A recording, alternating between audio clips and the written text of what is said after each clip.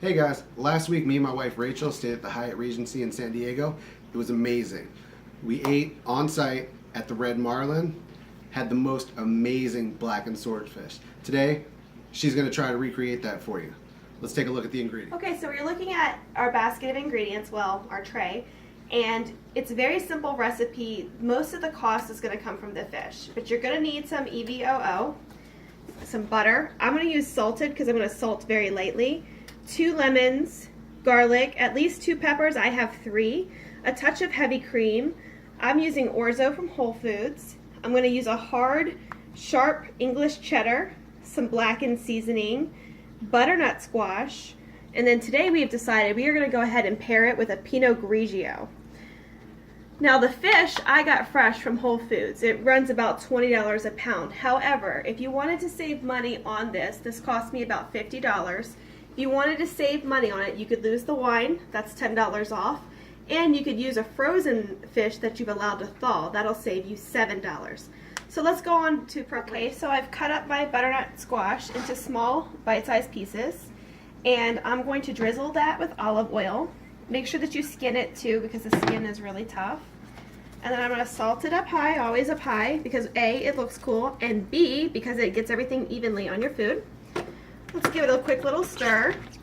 Just kind of get it coated nicely with olive oil. You just want it to kind of shine a little bit, but not be too much, because butternut squash is rich in and of itself. You don't really need to add a lot of oil or anything to it to get it nice and soft. And for the recipe, we're going to be adding it to the Orzo, so you don't want it to be too saturated. So then we're going to just put it in our dish. And that's going to be one of the items that we're going to pop in the oven at 350 until it's soft. Just take a toothpick, push it in. If it goes in easily, then it's soft enough to go. I also have some garlic in here that I've poured a little bit of olive oil on and wrapped up nice and tight. It's going to be roasted garlic for this recipe. And then for the peppers, we're also going to add some olive oil to them. I've just cut off the tops and de-seeded them. I'm going to just throw a little bit of olive oil on it. I'm also going to go ahead and salt from up high to look cool and to get it everywhere. Salting each layer kind of adds flavor so that at the end you're not, hustling to get salt in there. I'm going to wrap it up nice and tight to keep all that yummy moisture in. Wrap it up.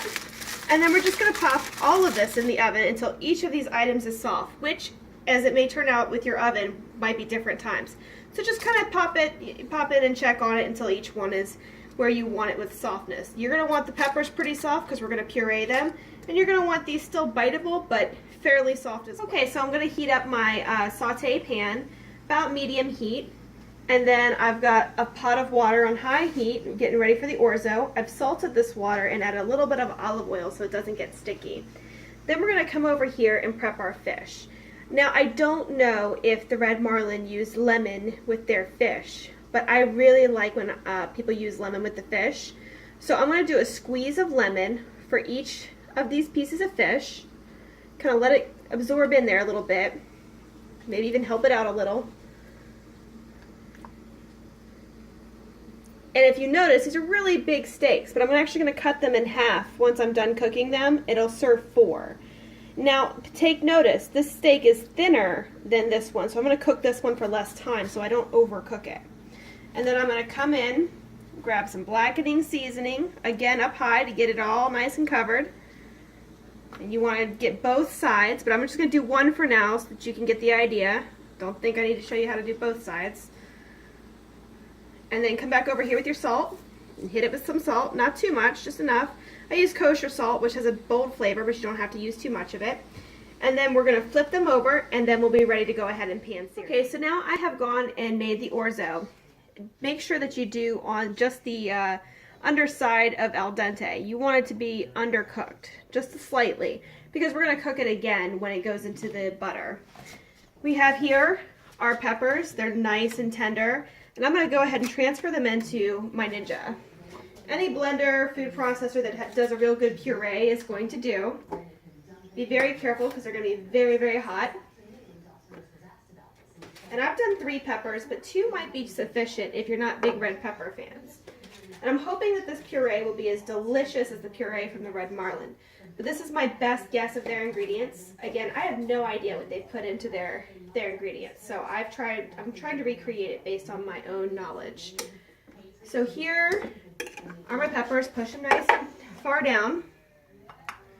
And we're going to take a little bit of lemon juice, I'd say about a teaspoon. I'm just doing that to brighten it up a little bit, but I don't know if they used lemon juice. I'm fairly certain they used a little bit of olive oil, so I'm going to dunk a little bit in there. Not too much. And then I'm going to hit it with salt and pepper.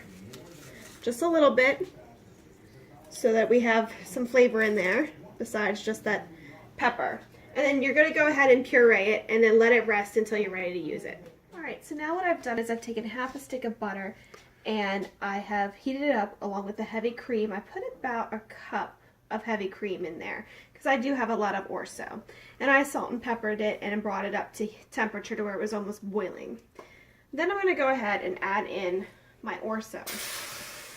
It's been sitting for a bit, so it's going to be a little stiff, but just kind of flake it up a little bit. Grab a fork if need be, and just throw it in there.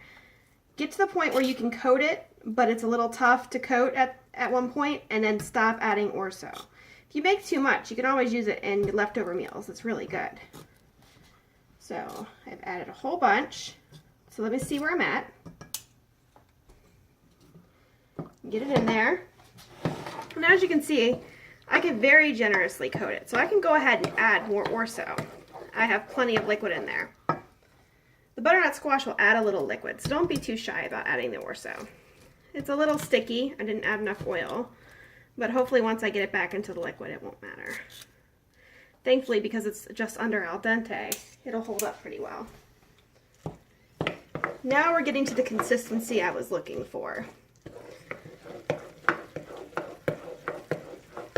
And just get it in there. Probably add a little more and still be okay. So I'm going to go ahead and add just a little more. The best thing to do is not to over add. It's better to under add and then just keep going for it. That way you're not making it too dry. It's hard to recover from getting too dry. And then I'm going to put it back on the heat. It's on medium heat. And then I'm going to go ahead and add in my butternut squash. So my butternut squash is nice and soft. And just like with the Orzo, you're just going to add as much as you want and then stop when you think you have quite enough. So if you're not a big butternut squash fan, perhaps you're only adding a cup. If you are a big butternut squash fan, maybe you're adding all of it. So I'm going to start with a little bit and see what I have. Yep. Alright, so now I'm just going to add in the roasted garlic, which I took out of the oven just a minute ago. And then I'm going to sprinkle it with a little bit of the finely grated cheddar cheese. And this should add a little bit of richness to it. Then I'm going to just stir it a few more times as it heats up, and then we'll be just about ready to serve it. Okay, so now I've melted some butter into my medium heat skillet, and I'm going to go ahead and put this fish face down with the heaviest seasoning face down in it. With fish, you only want to flip it once. So let it go ahead and blacken, hence the seasoning, in here. And keep in mind that your thinner steak is going to need to be flipped sooner and also removed from heat sooner. You're going to lose a little bit of that seasoning as it's sat and rested, but keep a little bit of blackened seasoning nearby. It'll help you be able to last minute coat some of that. And you're just going to go ahead and cook each side until it turns color. And then you want to make sure there's nothing in the middle, none of this like pinkish white. You want to have it completely cooked all the way through until it's flaky, but don't overcook it. And again, aim to only flip it once. And then after that, you're ready to fish off one of the portions and put it on the plate and plated it up.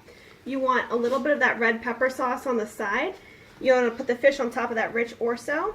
I've already tasted it. It's very similar to the red marlin. So now you know how to recreate that dish should you happen to go.